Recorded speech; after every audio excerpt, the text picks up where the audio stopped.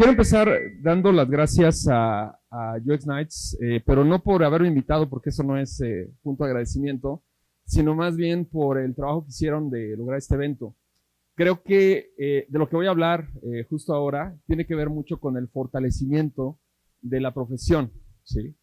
Y eventos como este son los que hacen la diferencia, ¿no? El esfuerzo que han hecho para juntar a pues 170 personas aquí, más de 200 boletos vendidos, etcétera, etcétera, creo que habla muy bien de lo que no solamente es el interés, sino de lo que hace un esfuerzo coordinado, ¿no? Y pues para poder dar un agradecimiento, yo creo que sería bueno que, porque no se hizo al principio, que le diéramos un fuerte aplauso, por favor, a todo el equipo de UX Nights por haber logrado este evento. Si por favor me pueden ayudar.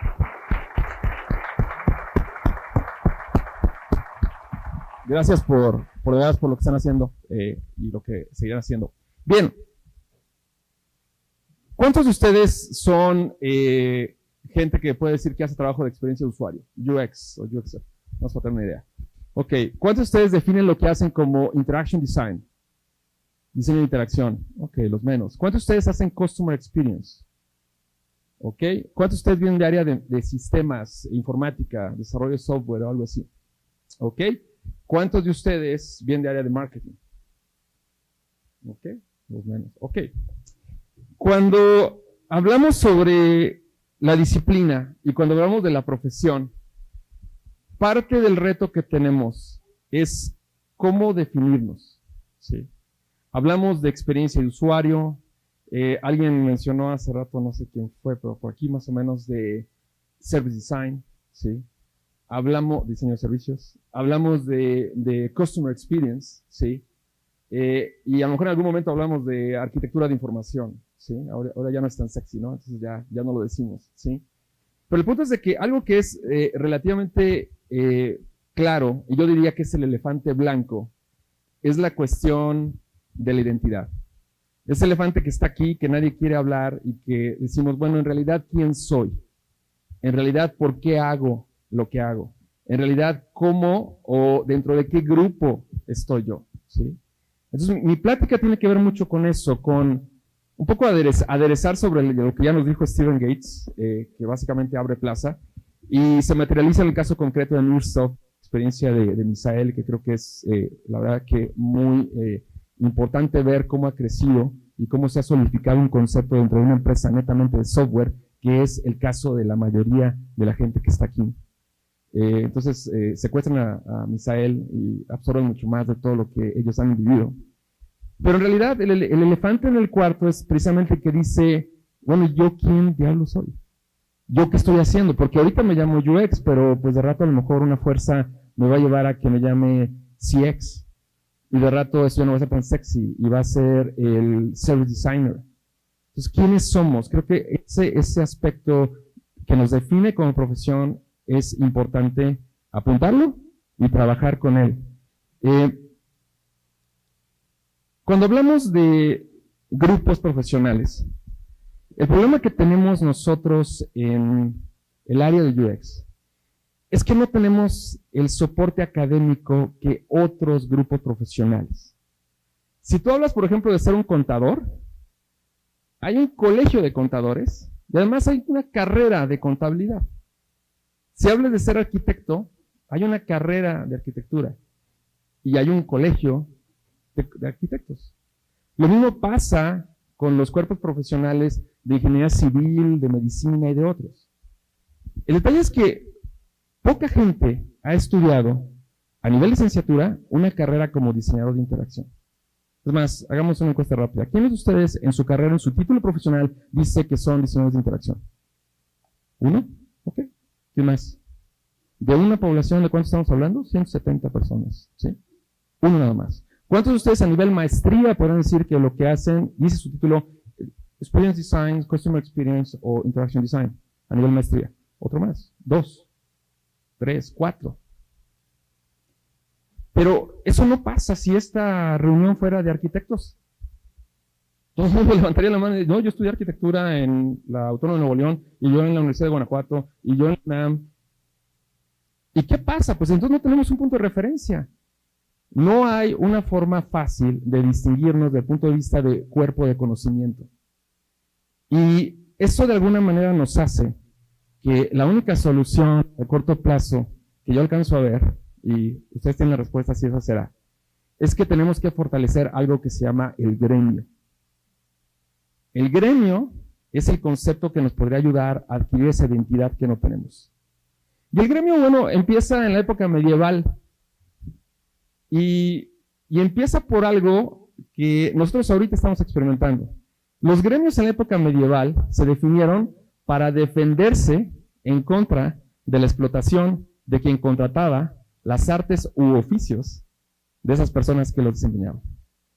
Para que los precios que se pagaran por el servicio fueran justos, para que los salarios fueran justos. Y eso suena mucho a lo que estamos viviendo hoy en día. Una variante increíble de salarios, una variante increíble de costos de proyectos es que está del lado de la consultoría, que al final de cuentas nos hacen muy débiles frente a un mercado que, como decía Misael, todo el mundo quiere UX.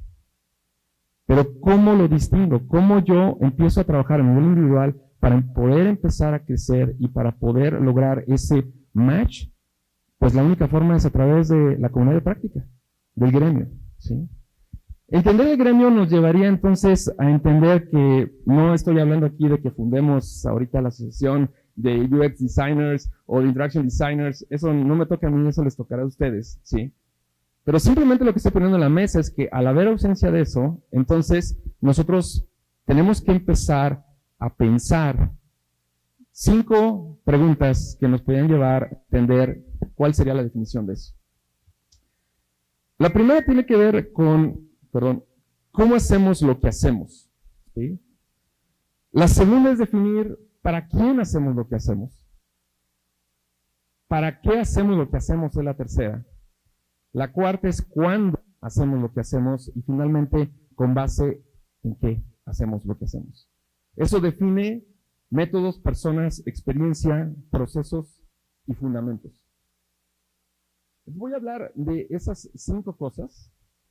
Por un lado, como una especie de crítica, porque tenemos que reconocer también los errores que tenemos. Y por otro lado, no solamente quedándome en la crítica, que eso a lo mejor los que me conocen saben que no me cuesta ningún trabajo, sino aportando, ¿sí? Tratando de poder dar luz a esto, ¿sí? Algo que me queda claro de las sesiones de esta mañana es que son más como de inspiración, un poquito de filosofía, pero espero que el resto del contenido sea mucho más de métodos y cosas mucho más tangibles y prácticas que muchos de ustedes quisieran tener, ¿no? Pero bueno, así nos tocó presentar estos contenidos.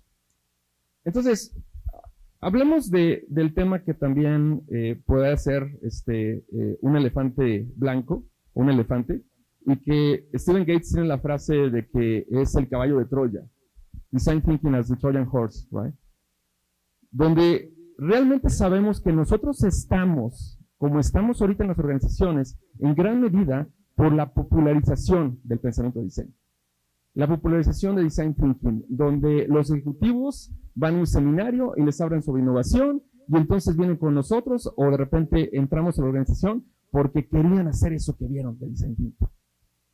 Y esa popularización es la que para bien o para mal nos ha servido para entrar a muchos de nosotros que por muchos años hemos estado queriendo trabajar en humanizar los ejercicios de desarrollo de tecnología. En la que muchos de ustedes han estado y otros de ustedes han entrado con esa bandera. ¿Cómo creamos tecnología más humana? Tecnología que realmente pueda impactar a las organizaciones. Y esta, digamos, popularización de Design Thinking, lo que nos lleva es que, como decía Misael, nos da un lugar en la mesa, nos permite argumentar que diseño es importante, no solamente para definir producto, sino hoy en día para definir la estrategia de la organización, para definir hacia dónde va la organización. Pero eso no viene sin problemas. Uno de los artículos que les recomiendo que vean es un artículo que publicó John Kolko, que si no conocen a John Kolko también, lean sus libros, lean su conferencia, es una persona increíble y súper inspiradora. John Kolko escribe en un artículo de la revista Interactions, que es parte de la Asociación of Computing Machinery, el grupo de Human Computer Interaction, habla sobre esta división que se ha generado con el concepto de Design Thinking. Y hablar sobre esa división lo que nos lleva es a entender que al final de cuentas hay problemas con Design Thinking. Voy a citar nada más dos. Uno de ellos tiene que ver con estos métodos que utilizamos con Design Thinking. Por un lado, los métodos nos llevan a que pudiéramos estar pensando que hay una cierta trivialización en cuanto a lo que hacemos como diseñadores de interacción, diseñadores de experiencia. La gente nos habla, y yo le llamo que son el show o el teatro de los post-its, ¿sí?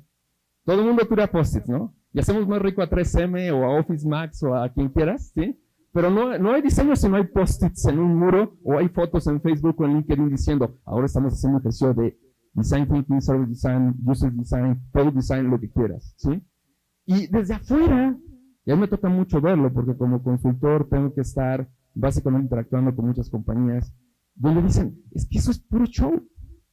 Hicimos los post-its y le tomamos la foto, prometimos que le íbamos a compartir, porque siempre prometemos que vamos a compartir las fotos y que la íbamos a analizar además, y nunca pasa nada. Eso de alguna manera no es porque, ciertamente, no es lo único que hacemos, no nada más tiramos post-its, pero definitivamente es lo que a veces se critica de esos procesos, ¿no? El otro aspecto que es, hace rato lo mencionaron, ¿no? Es esta cuestión de si todos somos diseñadores. Y la verdad es que hasta cierto punto sí, todos somos creativos, eso me queda claro, pero en realidad, si todos somos diseñadores, entonces nadie es diseñador. Porque tendríamos que definir la disciplina, y el hueco y el vacío de definición es lo que podría generar el reto. Ahora bien, yo creo que tenemos mucho que aportar con nuestros métodos. Y me gusta poner el diagrama del doble diamante que pues, muchos de ustedes conocen, se persignan en la mañana con él y cosas así por el estilo, ¿sí? Donde realmente lo que vemos son al menos dos cosas de valor para la organización, de contribución para la organización. Véanlo así. A través de este esquema, que es conocido por todos, le ayudamos a la organización a entender que por lo menos hay dos formas de ver el desarrollo de un producto o el negocio en sí mismo. Uno es el espacio del problema y otro es el espacio de la solución. Muchas compañías viven en el espacio de la solución. Son technology driven. Lo que quieren es implementar la tecnología. En muchos escenarios, tú pregúntale a tus compañeros de trabajo, ¿por qué hacemos lo que hacemos? ¿Para quién hacemos lo que hacemos? No hay respuesta. ¿Por qué? Por una sencilla razón. Llegamos tarde a la película. Cuando llegamos a la compañía, ya la película había empezado. Es cuando llegas a la sala de cine. Y entonces no tenemos una justificación de para quién hacemos lo que hacemos, solamente sabemos lo que hacemos. Estamos en lo que llamamos el espacio de la solución. Lo que tú como diseñador le das a la compañía es un sentido de propósito. Al moverte, como dice Alan Cooper, en proceso que llama working backwards, moverte a justificar por qué hacemos lo que hacemos.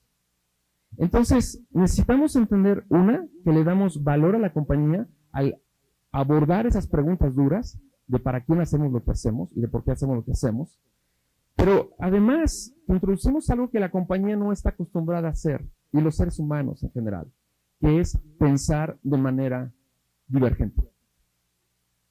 Esta divergencia que hablamos y luego la convergencia, diverger, converger, no estamos acostumbrados, porque tendemos a trabajar de manera lineal, focal, láser, ¿sí? En el problema, en la solución, no en las soluciones, no en los problemas. Y al hablar en plural, habla de esa divergencia. Entonces, esas son contribuciones que podemos dar a la organización y que tenemos que reconocer. Pero quizás la más importante no es esa. Nuestra contribución principal a la organización, y esto haciendo un poquito eco con lo que decía Stephen Gates, es hacerlos entender acerca de qué significa la habilidad creativa. La habilidad creativa la podemos tomar de este taller de Justin Farrell, donde habla que la habilidad creativa son al menos tres cosas. La habilidad de mostrar trabajo no terminado, la habilidad de participar en algo que no eres bueno, la habilidad de atacar problemas que no tienen una respuesta clara. ¿Qué es eso si no es diseño, iteración, el reconocer que no hay expertos, multidisciplina, colaboración radical? ¿Qué es lo que hacemos en Human Centered Design? Y al final de cuentas reconocer que muchas veces descubrimos cuál es el problema hasta que resolvemos el problema. Eso no está acostumbrado a la organización, porque los seres humanos no estamos acostumbrados a pensar así. Pensamos que los creativos, hace 3 semanas estaba yo con un cliente que es una agencia de diseño, y es bien interesante, ¿no? Porque fue bastante preocupante para mí hablar sobre esto, porque hay un departamento en esa agencia de publicidad y diseño que se llama los creativos. Y entonces yo dije, no, así no puede ser. O sea, todos somos creativos, ¿sí? No puede haber esa separación. Pero ese es un problema que tenemos muchas veces más del lado de los ingenieros. Recuerdo entrevistas con los amigos de Microsoft a los ingenieros de software y yo les preguntaba que si se sentían creativos a los desarrolladores de software. Y su respuesta inmediata a los primeros 5 segundos era, no, como que pensaban que era pregunta con trampa, ¿no? Yo igual les iba a reportar de que no son creativos, tienen que ser analítico, estructurado, metódico, sistemático. Entonces, esto es un valor que le damos a la organización con nuestros métodos. Segundo lugar, ¿para quién hacemos lo que hacemos? Pensemos en las personas para las cuales trabajamos. Hay una lucha. En el auditorio de Vancomer me tocó dar una plática. Bueno, me tengo que poner para que no cause problema. Sobre el contraste. ¿Hacia acá? Ok. ¿Ahí? Sale. Ok, sale. Coreografía, por favor. Gracias. Entre lo que es CX, UX, ¿no? Y las diferencias, ¿no? O sea, esas luchas que estamos perdiendo el tiempo, la verdad. Porque si somos CX o UX o CX o como le quieras llamar, CX o no raro, ¿verdad? Podría realmente lo único significar es que en realidad estamos perdiendo energía y no nos estamos enfocando en lo que hacemos, que es Human Centered Design. Diseño centrado en las personas. Y eso es lo que hacemos. Pero hay mucho riesgo de no identificar eso y de perder de vista que las aportaciones que hacemos a la organización es precisamente el acercamiento empático que muchas unidades de la organización no tienen. Hablar de empatía es hablar, sí, de entender qué es lo que el usuario dice, que en muchas ocasiones, pues básicamente es lo que se toma de la voz del cliente, de las encuestas, ya saben, el típico NPS que se utiliza, ¿no? Para ver si recomendarían el producto o servicio, ¿sí? Y hasta ahí se queda. Pero también, y nosotros como diseñadores, centrados en las personas, estamos indagando qué es lo que el usuario piensa, qué es lo que el usuario siente, qué es lo que el usuario hace. Muchos de los esfuerzos de las compañías en cuanto a Customer Development se centran solamente en entender lo que el usuario dice.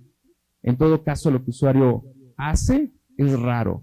Es raro que vean ustedes estudios observacionales, donde ves comportamiento. Y eso nosotros lo hacemos. El típico mapa de empatía que ustedes conocen y que ustedes utilizan es la esencia de lo que aportamos. Y no podemos perderlo de vista. Pero además de eso, nuestra contribución hacia la organización tiene que ver con diseñar, entender que nosotros como diseñadores no solamente hacemos el Customer Development, sino hacemos Customer Understanding. Entendemos en realidad quién es el cliente. Y ese entendimiento es un vacío. Igual, ustedes van a una organización y le preguntan quiénes son sus clientes, quiénes son sus usuarios. Rara vez, más allá de segmentación, con demográficos, con psicográficos, cuando viene el caso, tienen una definición clara de cuáles son las motivaciones de la gente, cuáles son las metas de los usuarios, cuáles son y cómo se conectan con las emociones de esas personas. Y tenemos, sí, que modelar a los clientes, pero también movernos de este esquema que muchas veces nos dice, ponte en los zapatos del cliente, ¿sí? Está bien eso, pero esa es una empatía más como emocional. La empatía que nos sirve más es de la que habla Indy Young, Indy, como si fuera Indiana, al principio de Indiana, Young como joven. Recomiendo un libro de ella, de Rosenfeld, a propósito, que es patrocinador, que se llama Practical Empathy, ¿sí? Un muy buen libro para entender que el modelado que queremos hacer a nivel de empatía es no empatía emocional, sino empatía cognitiva. Entender el modelo mental, propiamente eso es lo que estamos desarrollando, de por qué la gente hace lo que hace. Ahora, esa empatía nos debe llevar además a entender que los clientes son nuestro mejor espacio de descubrimiento. La innovación que surge va a surgir de observar, de entrevistar a los clientes. Y sinceramente, no en estudios de 2, 3, 4 meses. León, Guanajuato, Grupo Flecha Amarilla, Primera Plus, muchos de ustedes lo conocen, ¿sí? su headquarters allá en León. 20 minutos de observación, 40 ejecutivos, los mandamos a la central de autobuses, a los andenes, regresan con 125 ideas que listamos, trabajan en 25, implementan 4. 20 minutos de observación. ¿Qué significa eso? Que al final de cuentas podemos obtener muchísimo, pero no nada más nosotros como UX Team, sino el resto de la organización compartiendo la forma en la cual nos acercamos. Y finalmente, Misael dijo algo que me pareció muy interesante y que es muy valioso. Nuestra formación muchas veces nos está limitando. Pensamos que lo que hacemos es solamente cualitativo, cuando en realidad el gran oportunidad que existe hoy en día es que nosotros empezamos a convivir con la parte de analíticas de la organización, la parte que hace el análisis cuantitativo, y la verdad es que lo más importante no es el punto si eres cualitativo o si eres cuantitativo. El punto es que estás tratando de modelar quién es el cliente, quién es el usuario. Bueno, uno de los temas que también permea mucho es en torno al tema de la experiencia. Porque muchas veces hablamos de user experience, de customer experience, de product experience. Pero realmente la palabra más importante no es user, customer ni product. La palabra más importante es experiencia. Porque el tipo de innovación que hacemos, lo hacemos de la experiencia. Para mí la experiencia es la vivencia, ¿sí?, que tienes de algo. ¿Cuántos de ustedes han visto un amanecer? ¿Qué amanece? ¿Sí? ¿Cuántos de ustedes han perdido un vuelo de avión? ¿Okay? ¿Cuántos de ustedes han sufrido un accidente automovilístico? ¿Okay? ¿Cuántos de ustedes han visto a una persona nacer? Yo llevo mis 3 hijos, ¿sí? Hasta aquí, ¿sí? Vamos a ver qué me pasa más adelante, ¿sí? No se me olvida ninguna de esas cosas. Y ese es el detalle. Estamos básicamente diseñando experiencias que en muchas ocasiones son buenas, memorables, y otras son malas, muy malas, y también memorables, ¿no? Entonces tenemos que entender que la innovación que hacemos es de la experiencia, y al final de cuentas, y a la pregunta de alguien por acá que preguntaba sobre Service Design, que nuestra gran aportación no está en el touch point, no está en el producto, está en la vivencia, que a lo mejor ahora le llamamos Service Design, pero al final de cuentas es el diseño de esa experiencia, a lo largo del tiempo, con diferentes actores, con diferentes áreas de la organización, que es este enfoque, el enfoque a la vivencia, el enfoque a la experiencia, el que nos da valor estratégico por una sencilla razón. Estamos rompiendo los silos de la organización. Estamos conectando las áreas. Estamos estableciendo desde el punto de vista estratégico esa conexión que antes no existía. Y a propósito, nadie la ve. Nadie del resto de nosotros, de este grupo profesional, ve la importancia de eso hasta que lo ven instanciado. Entonces, diseñar la experiencia te va a posicionar a ti como orquestador del enfoque estratégico de la innovación. Porque al final de cuentas, esta orquestación es lo que hacemos. No podemos asumir lo que hace Merca, no podemos asumir lo que hace logística, no podemos asumir el rol de comercial, no podemos asumir el rol de transformación digital ni de sistemas. Nuestro rol es uno de orquestación, es uno de establecer, y lo vamos a ver más adelante, procesos de orquestación para poder lograr ese resultado. Y nuestras herramientas nos llevan a eso, ¿sí? Tener esta visión holística, romper los hilos, pero sobre todo, tener cuidado. Tener cuidado porque esta visión de movernos del producto al servicio podría ser riesgosa si no entendemos nuestro rol como orquestadores. No somos owners. No es una cuestión como service owner, ¿sí? Manager. Eso no nos va a ayudar. Orquestador, director de operaciones, quizás, ¿sí? Porque es demasiado. Eso sí es absorber demasiado de toda la organización. Cuarto punto de 5. ¿Cuándo hacemos lo que hacemos? Y la verdad es que, lástima que aquí no está Big Man, Víctor Manuel García Luna, ¿sí? Pero con Big Man, que es un honorable miembro de UX Nights, incansable luchador de los temas ágiles y de integrarlos con UX, parte del reto que comentamos siempre con él es cómo yo integro, ¿sí?, los métodos de User-Centered Design con métodos ágiles. ¿Cómo hago esta integración? Y parte del problema que tenemos es que no sabemos a veces dónde entramos. muchas veces lo que hacemos es que decimos, bueno, vamos a hacer un proceso en el cual hagamos un sprint cero, ¿sí? Hagamos un sprint cero para poder entrar digamos, a contribuirlo, ¿no? Yo tengo un artículo en Medium que les recomiendo ver si es que no lo han visto, que habla precisamente sobre el sprint cero, y es un rant, ¿sí? Hay una elucubración sobre los problemas que yo veo con el sprint cero, ¿sí? Pero el mensaje a explicar de dónde entramos en un proceso de diseño de producto es muy sencillo, y creo que hace eco a lo que dijo Misael. El primero es entender que al final de cuentas, mucha de nuestra contribución tiene que ver con el trabajo de exploración, de descubrimiento, y eso es innegable.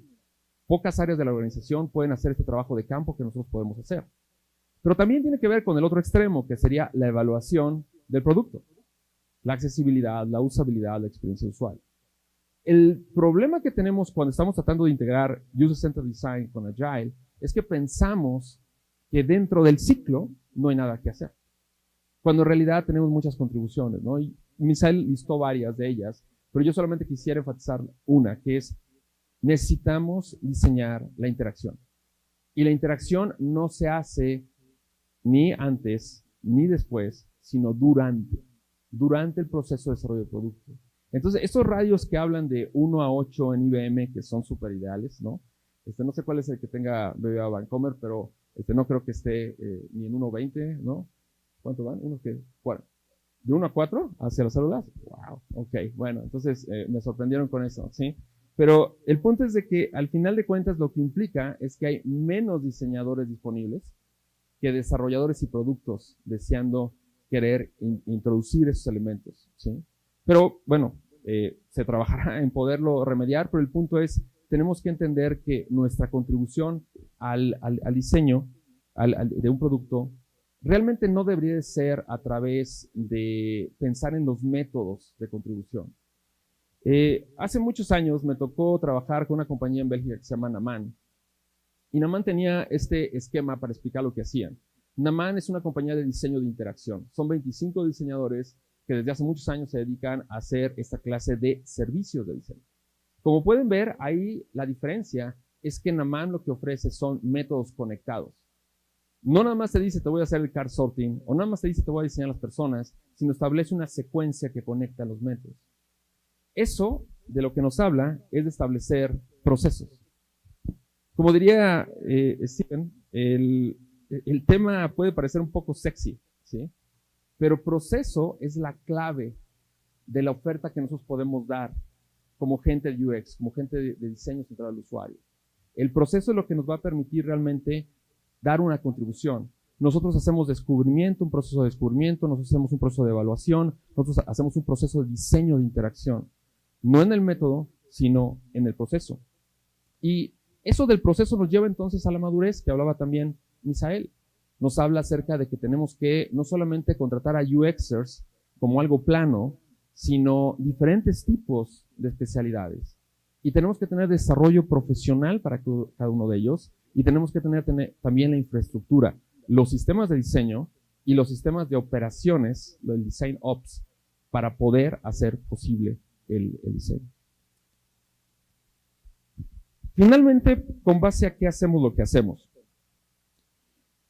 Desde hace varios años, parte de mi queja a veces con la cuestión de la multidisciplinariedad o multidisciplina en los equipos de las agencias o de los equipos de UX de las organizaciones, es que al principio empezaban a contratar, no sé, un equipo de desarrollo de producto, decían, vamos a contratar a un diseñador gráfico. Y entonces ya como que empezaban en la parte de UX, ¿no? Luego decidían contratar a lo mejor a un psicólogo, ¿sí? Y últimamente ya he visto que empiezan a contratar sociólogos, antropólogos, etnógrafos, ¿sí? Y más recientemente, y algunos bancos por ahí, no voy a decir nombres, empiezan a contratar behavioral economics, gente que hace economía del comportamiento, ¿no? Pero el detalle es el siguiente, cada que yo veo luego fotos de post-its en Facebook de esas organizaciones, yo sigo viendo que los antropólogos utilizan los mismos métodos y los mismos choteados métodos que ya tenemos. El reto que realmente tenemos en muchas de estas organizaciones que quieren establecer multidisciplina es que lo que necesitamos no son gente que tenga el título. Lo que necesitamos son gente que aplique el conocimiento que se supone que aprendió en su disciplina. Y tenemos que hacerlo, entre otras razones, porque realmente mucho de lo que tenemos podría crecer, no solamente a nivel de lo que hacemos en la organización, sino fortalecernos como conocimiento, como gremio profesional. Parte del reto que tenemos es que en realidad debemos reconocer que estamos armando nuestra práctica sobre los hombros de mucha gente que por muchos años ha trabajado en esto. Hay una prueba que aplicamos de usabilidad para determinar qué tan usable puede ser un sistema, que es el cuestionario SUS, Systems Usability Scale. ¿Quiénes de ustedes lo conocen? Ok, muy poquitos, debe haber más. ¿Sí? SUS es un cuestionario que se diseñó en 1984. Muchos de ustedes, ni en la relación de sus planes de sus papás estaba que estuvieran ustedes en el camino de ser creados. ¿Sí? Todos los sistemas de visualización de información que hoy en día se están utilizando para poder presentar los dashboards que están generándose por el tema de minería de datos, todos esos esquemas de visualización fue finales de los 90s cuando dieron su boom y se están aplicando hasta ahora. A lo que voy es que hay mucho conocimiento que tenemos ahí que podemos jalar y podemos nosotros formar como parte de nuestro núcleo para formación. Pero también algo que tenemos que considerar es que no es solamente el conocimiento que tomemos, sino el conocimiento que aportemos lo que nos va a definir como profesionales y como gremio profesional. Reuniones como estas se deben de eventualmente transformar en reuniones de comunidad, donde la comunidad venga y la gente de NetLogistics, sí, venga y hable sobre lo que están haciendo. Y la gente de Vancomer nos hable sobre el nuevo método que combina Behavioral Economics y que intersecta con Artificial Intelligence. Esa es la evolución de la comunidad en la cual no solamente venimos a escuchar, sino venimos a aportar. Uno de los patrocinadores de este evento es la Interaction Design Association, que es una organización que yo les recomiendo seguir, asistir a sus conferencias, porque tiene ese énfasis, el de contribuir, el de empezar a generar eso, ¿no?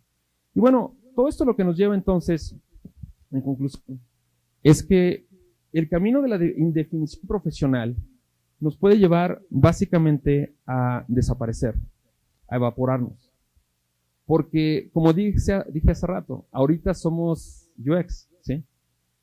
Hace 10 años éramos usabilidad, ¿sí? Esta misma conferencia, fácilmente hace 10 años, se hubiera llamado usabilidad. De hecho, así se llamaba, ¿sí? Y hay compañías también que han cambiado el nombre a propósito, ¿sí? Asociaciones que han cambiado el nombre, ¿sí? Porque no hay una disciplina detrás, porque hemos fallado en eso. Y déjenme decir algo, la comunidad más pujante en estas áreas no está en Estados Unidos, no está en Europa, está en Latinoamérica. La conferencia más grande que se organiza a nivel mundial en Interaction Design es la latinoamericana, que se acaba de celebrar en Río, y fueron 1,800, 2,000 personas, ¿no? Es en este contexto latinoamericano donde va a surgir la definición de la disciplina. Y creo que tenemos mucho que aportar, creo que tenemos mucho que hacer, pero al final de cuentas es esto más a nivel personal. Tú como profesionista, ¿cómo te ves a ti? ¿Cómo respondes esas 5 preguntas? ¿Cuáles son tus métodos? ¿Qué entiendes de experiencia? ¿Para quién estás diseñando? ¿Cuáles son tus fundamentos? Desafortunadamente las universidades están dormidas. No es una cuestión de irse a inscribir a un curso en tal universidad y salir ya con el sello. Eso lo vas a definir tú. Y creo que si lo trabajamos, si lo empezamos a trabajar, le vamos a dar valor a lo que hacemos. Vamos a poder constituir una defensa sobre lo que constituye nuestro trabajo, sobre todo porque hay mucho que podemos aportar y mucho que podemos hacer. Entonces, espero que esto, rant, que básicamente es toda una locuración, pueda ser de valor para ustedes. Esta presentación estará en línea, pero y la van a poder encontrar sobre el sitio de Experiencia, que es mi compañía. Pero también, si quieren un poco ver las ideas, yo soy, digamos, muy fan de la idea que debemos de presentar 3 cosas cuando estamos hablando con profesionales: métodos, fundamentos y argumentos. Y los argumentos son los que conectan los métodos con los fundamentos, pero los argumentos son, ¿cómo le justifico al CEO que vale la pena hacer el esfuerzo de UX? Entonces, desde hace un tiempo me di la tarea en Medium de publicar artículos, algunos de ustedes los conocen, donde básicamente trato de presentar ideas que sirven como argumentos para ustedes, argumentos de cómo evitar el problema de la lluvia de post-its que no nos deja nada, cómo presentar una verdadera innovación, no solamente la innovación de lo cool y la innovación donde están los beanbags y los futbolitos, sino realmente la innovación que vale la pena, la que es difícil, la innovación que implica que ustedes tienen que lidiar con un sistema que fue diseñado en COBOL, ¿sí? Esa es la innovación que es la complicada. Entonces ahí lo van a encontrar, están como Víctor M. González. El año pasado decidí compilar 12 de esas notas, ahorita hay 47, 48 notas que les pueden ser útiles. Algunas de hecho son traducciones, por ejemplo, gente como Joe Natalie me pidió, me aceptó la invitación de que pudiera traducir algún texto. Viene uno de Stephen Gates la próxima semana, que si les interesa ahí va a estar. Pero hace un tiempo lo edité como un libro, entonces si les interesa más como libro, 12 notas ahí está. Lo que me da Jeff Bezos de regalías no sirve para comprar pañales, créanme que los pañales de Luisa se compran de otra manera. Y también por mucho tiempo he creído en algo que mucha gente lo minimiza, pero creo que es un error estratégico para la comunidad, que es el hecho de que tenemos que traducir más materiales al español. Ustedes no tienen ningún problema para entender una conferencia como Steve Gates, pero les puedo asegurar que muchos de sus jefes tendrían problemas para entenderlo. Y les puedo asegurar que mucha de la gente con la que ustedes colaboran no entienden inglés. Entonces, yo, compromiso personal, una de mis metas personales es traducir la mayor cantidad de textos que puedo al español, no porque no me sienta cómodo con el inglés, puedo escribirlo en inglés, pero porque creo que tenemos un compromiso por la comunidad y sobre todo porque creo que lo están haciendo en otros lados. El ejemplo de Brasil es súper interesante. Muchos de los libros que utilizamos están traducidos al portugués. Entonces, hace algunos años, bueno, el año pasado traducí ese libro de Goffel, que es un libro chiquitito, y estamos trabajando también en varios proyectos de libros para traducirlos al español. Bueno, muchas gracias por su paciencia. Fuerte aplauso. Vamos a dar un espacio de 5 minutos de preguntas. Y Víctor, muchas gracias. Esto es un obsequio simbólico. Y tengo estas tarjetas que voy a pasar. ¿Las quieren? ¿Sí quieres pasarlas? No son tarjetas de presentación, son postales. Son con frases célebres. Ok. Pues tenemos 5 minutos de preguntas. Son 3 tipos o 4 tipos de tarjetas. Okay. Si quieren checarlas, si quieren las 4, la colección. Vamos. Si no, acá. las vendemos a 100 pesos afuera. Hola Víctor, muchas gracias. Para algunos, por ejemplo, en mi caso que voy comenzando con UX, ¿cuál es el mejor camino para iniciarse en esta área profesional sin tener ningún contexto atrás? Yo creo que hay muchos buenos esfuerzos y lo voy a decir por nombre porque realmente es simplemente es loable, o sea, admirable, hay que reconocerlo, de esfuerzos formativos como los que hace Usuaria, como los que hace Multiplica, pues la gente de UX México que está haciendo también cosas a muy bajo costo, que yo les recomendaría que si están entrando en esto, vayan, tomen los cursos, tomen los talleres, ¿no? Para mí es bien importante que no solamente se vayan con la idea de, es que cuando tenga el certificado entonces voy a ser profesional. Profesional es el que lo hace todos los días, como nos decía Steven, ¿no? Tenemos que hacerlo todos los días. Y entonces en eso en mucho está cómo tú contribuyes. Escriban blogs, pongan notas, participen en la discusión, expónganse, manejen el riesgo, porque al final de cuentas es eso. O sea, tenemos que poner las ideas ahí. Hay muchas cosas que están surgiendo en sus organizaciones que son lecciones aprendidas. Yo soy coach de varios profesionales de UX, algunos están por aquí. Les doy asesoría. Y la verdad que el que más aprende como en este proceso no es el coachee, sino el coach. Porque hay muchas cosas que están pasando que son casos súper interesantes. Entonces, no demerites lo que vives. Analiza lo que vives y compártelo. Porque el hecho de que no pudiste hacer el método como estaba en el libro implica que hay algo que estás aprendiendo ahí. Entonces, eso te va a hacer crecer a ti como profesional. Toma cursos, hay muchos cursos, hay cursos de otras agencias ya de mucho tiempo, Norman Nielsen, Cooper, Human Factors International, son muy buenos cursos, hay cursos en línea. hay mucho material en línea, pero más que absorber es entregar, contribuir. Acá, Víctor. Hola. Te saluda Martino. Martino. Quiero recuperar lo que dijiste al principio del gremio. Yo me gradué hace varios años de la carrera.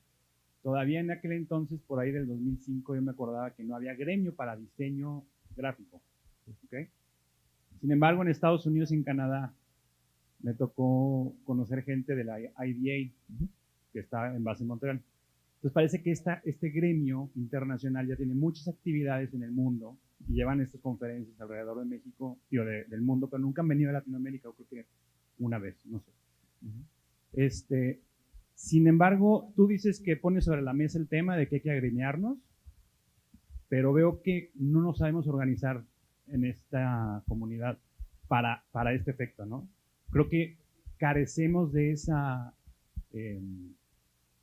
ese entendimiento que consta, o sea, que sabemos que si nos juntamos nos podemos defender o podemos empezar a definir las cosas y no que vengan y nos definan las tendencias, que es lo que está pasando ahorita.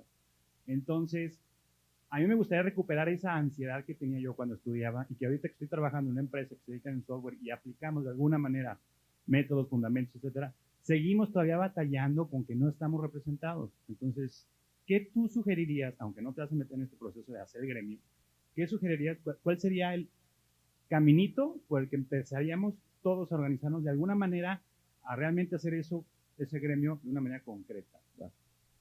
Bueno, primero, y digo, no es para nada el esquema de sí, pero, o sea, no, es muy bien sí y. Coincido contigo de que a veces es difícil organizarnos. Este es un ejemplo, el evento, donde un grupo de voluntarios, sin fines de lucro, está logrando esto. Entonces, para mí es claro que sí podemos organizarnos. O sea, todos sincronizamos nuestras agendas para venir donde venimos, Hermosillo, de Ciudad de México, de Guadalajara, de Michoacán. Entonces, sí lo hay. Pero, pues más bien, te diría, be my guest. Toma la idea. Tómenla en su comunidad, tómenla en su organización. O sea, es que no tiene que ser algo global y súper elaborado, ¿no? Creo que algo que define Interaction Design Association es que no hay una cuota, por ejemplo, para participar. Todos son voluntarios. Y cada quien define lo que tiene sentido dentro de su organización. Entonces, yo siempre doy el consejo a mis clientes así. Esto de los métodos, del sistema de UX, de que si es CX, UX o Agile o Design Thinking, a nadie le importa. Lo que la gente quiere son mejores productos y servicios. Entonces, no nos casemos con un formato, creemos el formato que vale la pena hacer. Y pues, hacer el llamado, ¿no? Yo creo que sí creo que tenemos capacidad de organización, ahí es donde creo que contrasta un poco con la opinión. Y por otro lado, creo que hay muchas formas de llevarlo a cabo, ¿no? Creo, y digo, lo más patente es el esfuerzo de UX Nights. ¿Ya llegó Mauricio? ¿Mauricio Angulo? ¿Ha llegado? ¿Todavía está secuestrado en no sé dónde? Ok, creo que lo liberan después de mi plática, por alguna razón. Le va a decir. Lo que ha hecho Mauricio y el equipo, Big Man, Zaira y todos los demás, ¿sí? Es un esfuerzo igual, de creación de comunidad. O sea, sí podemos. Diablos, claro que podemos. Entonces, busquemos las oportunidades y veamos lo que funciona. ¿Sí? Hola, Víctor. Hola. ¿Qué tal? Quiero tu opinión acerca de un tema. O sea, ¿cuál debería ser la sinergia entre CX, UX y Service Design dentro de una compañía? Es lo que quiero como que me quede un poquito más claro respecto a tu ponencia. Ya. Mira, te voy a decir una opinión que no debo decir, pero la voy a decir. Todo el mundo chisme, ¿no? Service Design se va a comer a UX. En muchas organizaciones se está empezando a pasar. Porque Service Design tiene un argumento mucho más fuerte que UX. UX, y no siempre es así, pero en muchas organizaciones está centrado en producto, en el touch point. Entonces tú vas con un directivo, a mí me toca mucho interactuar con el nivel C. Tú vas con un directivo y le dices, lo que vamos a hacer es un esfuerzo para UX y la usabilidad del producto y la manga y todo. Y el directivo lo empieza a funcionar un poquito el ceño porque está bien. Pero cuando le empiezas a hablar de una visión holística, de una visión que rompe silos, de una visión que integra la innovación con un esquema de todo el journey del cliente. Es más, cuando dices, ahora vamos a poder ver todo esto desde la perspectiva del cliente. By the way, la única persona en la organización que ve cómo funciona la organización es el cliente. Porque están súper fragmentadas. Entonces, yo creo que al final de cuentas, Service Design podría entrar como un mejor argumento. Ahora, eso no significa que tenga que ser así, o sea, puede ser CX, y en algunos de ustedes trabajan, por ejemplo, dentro de marketing o comercial, y el mensaje ahí viene de CX, General Customer Centric Organization, y está bien. Entonces, igual, no nos casemos con el tema, nada más veamos estratégicamente dónde queremos estar, ¿sí? Y qué batallas queremos librar. Para mí queda claro que el área de UX o CX o Service Design está puesta para un nivel donde debería estar interactuando directamente a nivel del CEO. Porque es crítico lo que hacemos, es poco común lo que hacemos. Yo los invito a pensar en lo siguiente. Yo hago pruebas de usabilidad con mis clientes como condición para trabajar con ellos. Así, las pruebas de Steve Krog, estas de 3 personas, te digo, sí trabajo contigo, pero si vemos a 3 de tus clientes utilizando tu producto. ¿Por qué lo hago? Porque sé que con una prueba de usabilidad, la gente no solamente va a recibir retroalimentación sobre cómo mejorar el producto. De hecho, en la mayoría de los casos, no tanto es el beneficio. Ver a 3 clientes utilizar tu producto les va a servir al CEO, al CFO, al del legal, para mejorar el negocio. Entonces, en realidad, creo yo que nuestro aporte, independientemente de la etiqueta que le pongamos, va a ser así, pero desde el punto de vista de estrategia y de cómo entran ahorita los mensajes, Service Design podría entrar a absorber las áreas de UX en muchas organizaciones, y quizás sería lo mejor que podría pasar, sinceramente. Y en otras no, en otras UX se va a transformar hacia CX, y en otros casos el CX, que está muy orientado hacia, ya saben, la atención al cliente, se va a transformar hacia temas de UX, ¿no? No hay una receta común. Creo que hay áreas muy consolidadas de CX. Hay una empresa por ahí en el norte del país que empieza con C y termina con L, no voy a decir el nombre, que es muy buena, pero su raíz en el tema de UX está dentro de marketing. Entonces, así va a ir, ¿no? Okay. Hola, ¿qué tal? Mi nombre es Aldo Mánica. Es la primera vez que estoy dentro de un ambiente de diseño debido a que en la empresa en la que trabajo, justamente Martín es mi compañero. Él es encargado del área de diseño y yo soy encargado de la parte de entrenamiento. Vengo porque me acaban de asignar un proyecto de diseño y algo, como dijiste tú, muy puntual, de herramientas. Quisiera saber yo y entender del lado de diseño para poder ayudarles y darles las herramientas, y comentar algo de los post-its, o cuál es tu mejor recomendación para mí como project manager de decir este es el primer paso, o los post-its no son efectivos, o a lo mejor hay alguna otra herramienta que pudiera sugerirme para comprender esta área. Bueno, a lo mejor es demasiado alto nivel lo que te voy a decir y no tan concreto como lo quieres, pero yo no me preocuparía tanto ni por los métodos ni por las herramientas. Yo creo que en esencia es lo que nos dijo Misael, ¿no? Es la razón de ser, el por qué. ¿Cuál es el dolor que estás tratando de atender? ¿Qué es lo que no sabemos de nuestro cliente? ¿O dónde estamos? Estamos muy casados en soluciones y no en entender cuál es el problema, ¿no? Entonces, le ayudas más a tu gente si le das viáticos para irse a ver a los usuarios finales, ¿sí? Le das más a tu gente si les permites a ellos entrevistar a áreas que a lo mejor tiene secuestradas el área de ventas, ¿no? No pueden ver a los usuarios porque van a estropear la venta, ¿no? Le das más a tu gente con networking, con liberar bloques, que con otra cosa. Entonces, yo me concentraría más en qué es lo que quieres alcanzar y en la facilitación de remover sus bloques, más que en las herramientas. Después vendrán herramientas, esas herramientas fantásticas que te pueden servir para... Pero el reto que podías llegar a tener es que te concentres en la herramienta o en el método y no en el propósito detrás de la aplicación de eso, ¿sí? Yo digo que el mejor amigo de un diseñador centrado en el usuario es un blog de post-it notes, pero no por el bloque ni por el post-it, sino por los procesos que habilita, ¿sí?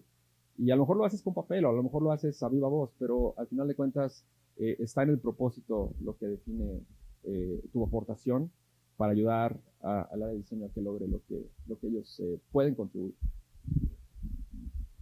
Bueno. Hola, Víctor. Mi Hola. nombre es Laura. Hola, Laura. Y creo que te voy a hacer una pregunta sobre otro elefante en la habitación. Ok. Me queda claro que la mejor experiencia es la que te generas del día a día de tu trabajo.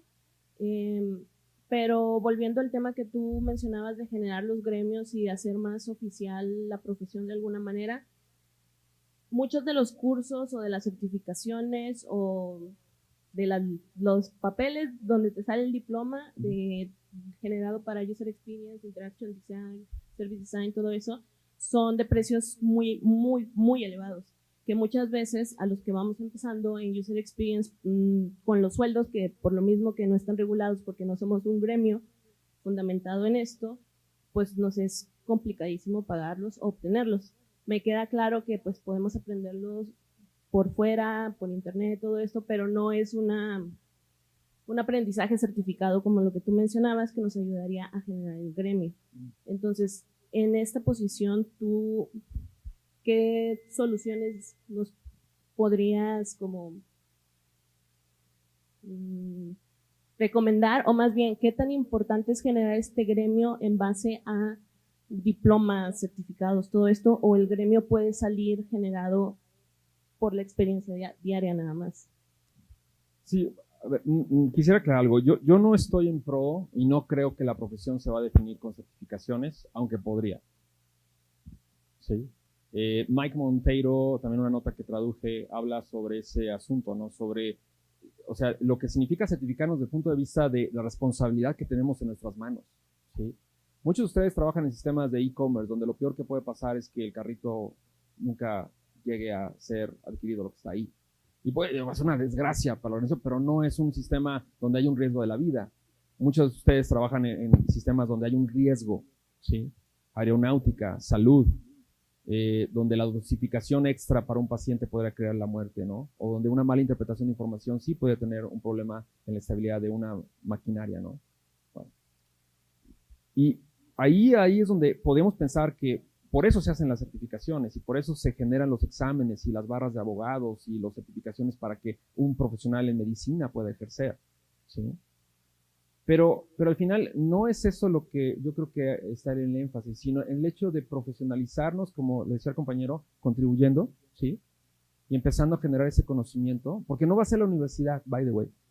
O sea, no, eso no va a venir de la Autónoma de Nuevo León, ni va a venir del TEC de Monterrey, ni va a venir de otra universidad, y entonces vamos a adoptar los métodos de esas universidades. No lo están haciendo.